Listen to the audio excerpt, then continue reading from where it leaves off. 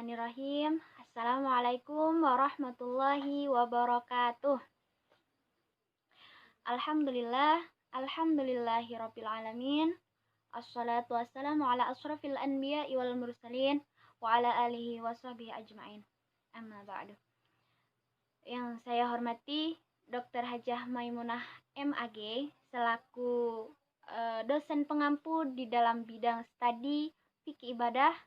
Kemudian teman-teman semuanya yang saya banggakan dan yang saya cintai. Sebelumnya, izinkan saya memperkenalkan diri. Baiklah, perkenalkan nama saya Nur Fadila Sari, selaku moderator perwakilan dari kelompok 8, yang mana dalam kelompok kami ini, pada kesempatan kali ini kami akan mempresentasikan mengenai materi syirkah, kemudian kirot, dan terakhir musaqah.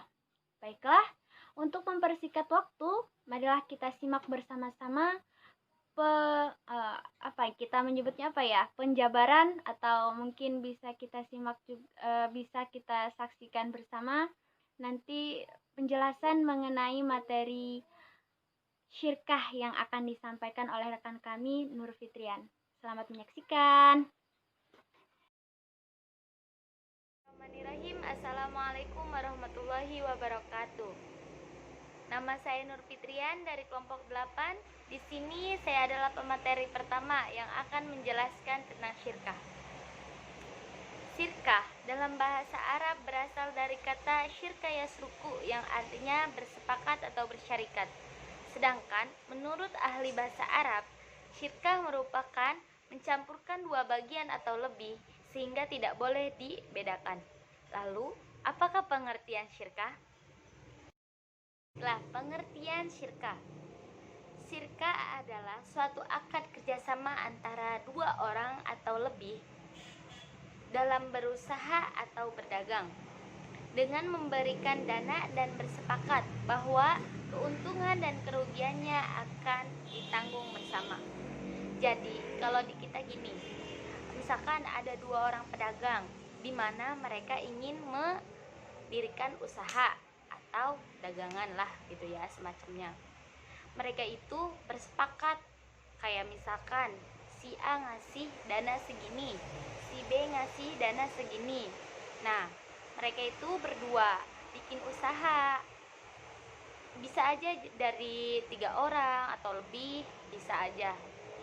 Yang penting mereka itu ada niatan untuk berusaha bareng-bareng dan bersepakat kalau keuntungan dan kerugiannya itu bakal ditanggung bersama. Lalu dari mana sih datangnya syirkah? Di sini ada landasan atau dalil tentang syirkah. Yang pertama yaitu dari Al-Qur'an, yang kedua dari As-Sunnah, yang ketiga dari Ijma. Yang pertama Al-Qur'an. Allah Subhanahu wa ta'ala berfirman dalam surat Al-Maidah ayat 2. Bismillahirrahmanirrahim. Wa ta'awanu 'alal birri wat taqwa wa la ta'awanu 'alal itsmi wal unwan. Yang artinya, dan tolong menolonglah kamu dalam mengerjakan kebajikan dan ketakwaan, dan janganlah kamu tolong menolong dalam perbuatan dosa dan pelanggaran. Lalu yang kedua dari As-Sunnah. As-Sunnah diriwayatkan oleh Abu Hurairah radhiyallahu anhu dari Rasulullah sallallahu alaihi wasallam. An Abi Hurairah radhiyallahu anhu qala, na'asa lisasarikina malam yukon ahaduhuma sahibahu. Yang artinya, dari Abu Hurairah radhiyallahu anhu, Rasulullah sallallahu alaihi wasallam bersabda, aku adalah kongsi ketiga dari dua orang berkongsi. Selama salah satu tidak berkhianat, maka aku akan tetap berkongsi. Apabila ada yang berkhianat, maka aku akan keluar dari pengongsian tersebut. Hadis riwayat Abu Daud. Dan yang ketiga yaitu ijma, di mana syirkah ini dari pendapat para jumhur ulama. Baiklah, selanjutnya adalah rukun dan syarat syirkah. Rukun syirkah ada 3, yaitu 2 orang yang berakad, ada objek akad, dan akad. Yang pertama, 2 orang yang berakad, di mana 2 orang ini harus mempunyai keyakinan bahwa mereka itu sudah benar-benar bersepakat, sudah siap untuk berbagi, sudah siap menerima kegagalan, ya pokoknya mereka sudah bersepakat semaksimal mungkin. Lalu ada objek akad. Objek akad itu dimana misalkan si A dan si B pengennya menyatukan modal. Nah, itu yang harus ada objek akad gitu ya. Terus misalkan cuma dengan pemikiran udah kita kerja bareng, kita pokoknya berusaha bareng. Yang terakhir adalah akad. Akad itu dimana syaratnya itu si modal itu ya harus halal, nggak boleh kalau misalkan itu udah kayak dari curian itu.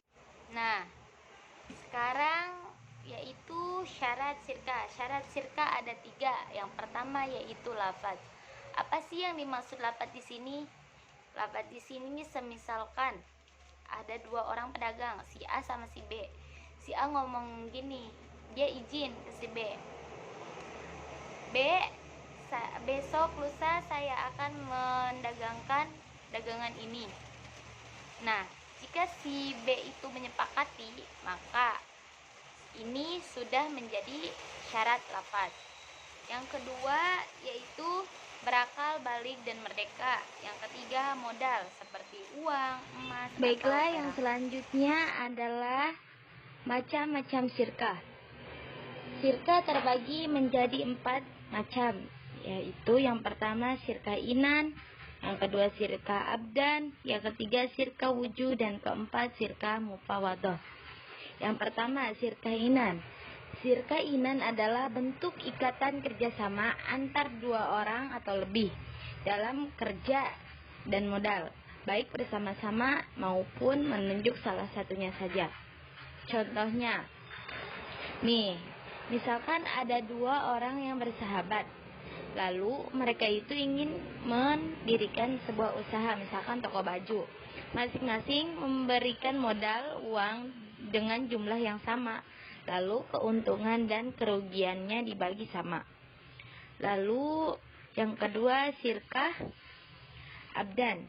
Syirkah abdan adalah kerjasama yang menyertakan tenaga kerja tanpa modal, yang artinya syirkah abdan hanya dilakukan dengan fisik ataupun pikiran. Contoh dari syirkah abdan, misalnya seorang penulis berencana untuk membuat biografi tokoh terkenal. Lalu ada seorang desainer membantu untuk pembuatan buku tersebut. Nah, selanjutnya yaitu syirkah wujuh, yang artinya adalah kerjasama yang menyertakan tenaga kerja dan modal. Tapi, kenapa sih disebutnya wujuh? Alasannya karena kerjasama ini dilakukan oleh para ahli bisnis. Jadi kerjasama ini benar-benar akan sukses gitu, benar-benar akan sempurna gitu ya. Contoh dari syirkah wujuh. Misalnya ada 2 orang pedagang mengambil kendaraan secara kredit kepada distributor. Lalu kedua orang itu menjual dan membagi keuntungan setengah dari penjualan tersebut, sedangkan harga pokoknya dikembalikan ke distributor. Jadi si 2 pedagang ini cuma ngeredit, habis itu dia ngejual lagi, kan dia punya untung, dibagi 2 lah itu, dan si pokoknya itu dibalikan lagi ke si distributor. Baiklah, terus syirkah yang terakhir yaitu syirkah mufawadah. Syirkah mufawadah yaitu kerjasama yang memberikan dana dan tenaga kerja. Syirkah ini seperti syirkah inan, akan tetapi Syirka ini diperbolehkan untuk menjalankan harta karyawannya karena mutlak, sedangkan inan tidak diperkenankan untuk memakai sedikit pun. Contoh dari syirka ini yaitu misalnya ada seorang pemodal memberikan bantuan uang kepada 2 pegawai atau 2 pedagang. Yang lalu awalnya kedua orang ini bekerja pada pemodal saja. Karena ingin berkembang, kedua pedagang ini membelikan barang secara kredit dan membagi hasilnya sama rata. Kemudian kedua pedagang ini tersebut mengembalikan modal uang kepada pemodal. Jadi tadinya kan si 2 orang ini cuma ngikut doang gitu ya. Tapi lama-kelamaan mereka berpikir kalau misalkan mereka itu pengen bisa lebih gitu. Jadi mereka minjem uangnya si pemodal itu, tapi nanti dibalikin gitu ke pemodalnya. Baiklah, yang terakhir yaitu hal-hal yang membatalkan atau mengakhiri syirka. Yang pertama, setiap pihak boleh mengakhiri kapan saja. Yang kedua, perjanjian diakhiri karena batas tertentu. Yang ketiga, matinya salah satu anggota jika hanya 2. Kalau misalkan 3 boleh lanjut. Yang keempat yaitu modalnya sebelum dibelanjakan. Baiklah, mungkin cukup sekian dari saya. Kurang dan lebihnya saya mohon maaf karena saya masih dalam tahap pembelajaran. Yang selanjutnya akan dilanjutkan oleh pemateri kedua, yaitu Nur Fadilah Sari. Waktu dan tempat saya persilahkan. Assalamualaikum warahmatullahi wabarakatuh. Menyampaikannya. Langsung saja ya. Baiklah, kirot adalah memberikan pokok atau modal dari seseorang kepada orang lain untuk diperniagakan. Sedangkan keuntungannya dibagi di antara keduanya sebagaimana yang telah ditentukan ketika keduanya berakad. Kirot sendiri sudah ada sejak zaman jahiliyah. Rasulullah SAW bahkan pernah melakukannya. Beliau mengambil pokok atau modal dari Siti Khadijah untuk beliau perniagakan ketika beliau masih berniaga di Syam. Adanya hukum kirot sendiri diperbolehkan. Kenapa? Karena banyaknya dari umat Islam yang butuh terhadap kirot. Sebagaimana yang kita ketahui, banyak di antara kita itu memiliki modal, tapi sayangnya kita tidak memiliki skill dalam perniagaan. Atau sebaliknya, banyak orang yang memiliki skill tapi tidak memiliki modal. Oleh karenanya, kirot diperbolehkan dalam Islam. Selanjutnya adalah rukun-rukun kirot. Rukun kirot yang pertama adalah harta. Harta bisa berupa uang, bisa berupa emas, dan lain sebagainya. Namun, hendaknya untuk harta tersebut diketahui jumlahnya, baik banyak ataupun beratnya. Kemudian pekerjaan, berdagang. Nah, berdagang baik mau barang yang ingin diperdagangkan ataupun tempat berdagang tersebut, semua diserahkan kepada yang bekerja, asalkan menurut pandangan orang yang memiliki pokok, memiliki harapan untuk mendapatkan keuntungan. Selanjutnya dalam kirot adalah akad kirot. Nah, untuk akad kirot itu adalah saling percaya dan mempercayai. Baik yang memiliki modal ataupun yang bekerja harus bisa saling percaya dan mempercayai. Seumpama ada barang yang hilang dalam dagangan atau perniagaan, maka yang bekerja tidak wajib mengganti, tetapi jika itu atas kelalaiannya, maka dia harus menggantinya.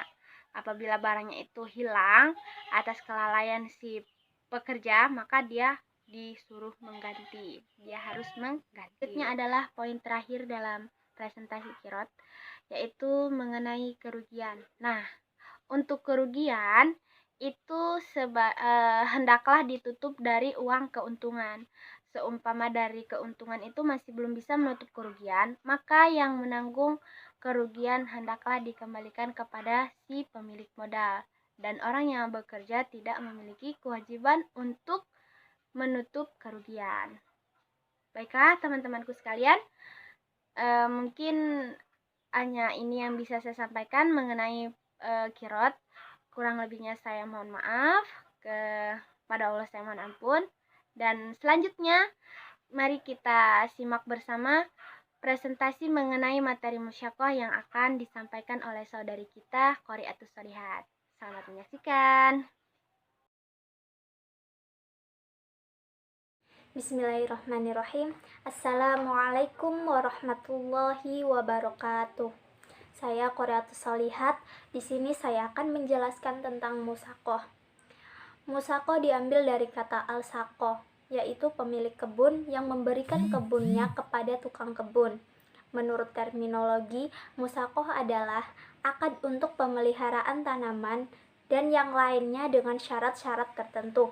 Dengan demikian, musyaqqah adalah sebuah bentuk kerjasama petani pemilik kebun dengan petani penggarap dengan tujuan agar kebun itu dipelihara dan dirawat sehingga memberikan hasil yang maksimal. Segala sesuatu yang dihasilkan pihak kedua adalah hak bersama antara pemilik dan penggarap sesuai kesepakatan yang dibuat. Hukum musyaqqah. Menurut kebanyakan ulama, hukum musyaqqah itu boleh atau mubah berdasarkan sabda Rasulullah sallallahu alaihi wasallam. Ani bin Umar radhiyallahu anhuma anna Rasulullah sallallahu alaihi wasallam amala ahla Khaybar bi syatri ma yakhruju minha min thamari aw zar'i, yang artinya dari Ibnu Umar, sesungguhnya Rasulullah sallallahu alaihi wasallam telah memberikan kebun beliau kepada penduduk Khaybar agar dipelihara oleh mereka dengan perjanjian mereka akan memperoleh dari penghasilannya baik dari buah-buahan maupun hasil tanaman. Hadis riwayat Muslim. Rukun dan syarat-syarat musyaqqah. Jumhur ulama yang terdiri atas Malikiyah, Syafi'iyah, dan Hanabilah berpendirian bahwa bertransaksi musyaqqah harus memenuhi 5 rukun. Yang pertama adalah sigot atau ungkapan ijab dan qabul. Yang kedua, 2 orang atau pihak yang bertransaksi. Yang ketiga, tanah yang dijadikan objek musyaqqah. Yang keempat, jenis usaha yang akan dilakukan petani penggarap. Yang kelima, ketentuan mengenai pembagian musyaqqah. Syarat-syarat yang ada dalam musyaqqah ada 5. Yang pertama, ahli dalam berakad. Yang kedua, menjelaskan bagian penggarap. Yang ketiga, membebaskan pemilik pohon. Yang keempat, hasil dari pohon dibagi 2. Yang kelima, sampai batas akbir, yakni menyeluruh sampai akhir. Macam-macam musyaqqah. Yang pertama, musyaqqah yang bertitik pada manfaatnya, yaitu pada hasilnya berarti pemilik tanah sudah menyerahkan kepada yang mengerjakan segala upaya agar tanah itu membawa hasil yang baik. Jadi, orang yang mengerjakan berkewajiban mencari air, termasuk sumur, parit, atau bendungan yang bisa membawa air. Yang kedua adalah musyaqqah yang bertitik tolak pada asalnya, yaitu untuk mengairi saja tanpa ada tanggung jawab mencari air. Sekian. Wassalamualaikum warahmatullahi wabarakatuh. Nah, teman-teman sekalian, itulah tadi presentasi yang bisa kami sampaikan dari kelompok 8. Selanjutnya, kami mohon maaf apabila terdapat banyak kesalahan. Tentunya kesempurnaan hanya milik Allah dan kesalahan adalah datangnya dari diri kami masing-masing. Saya selaku moderator mewakili kedua rekan saya, Nur Fitrian dan Qoriatus Shalihat, mohon maaf yang sebesar-besarnya. Akhiran, wassalamualaikum warahmatullahi wabarakatuh.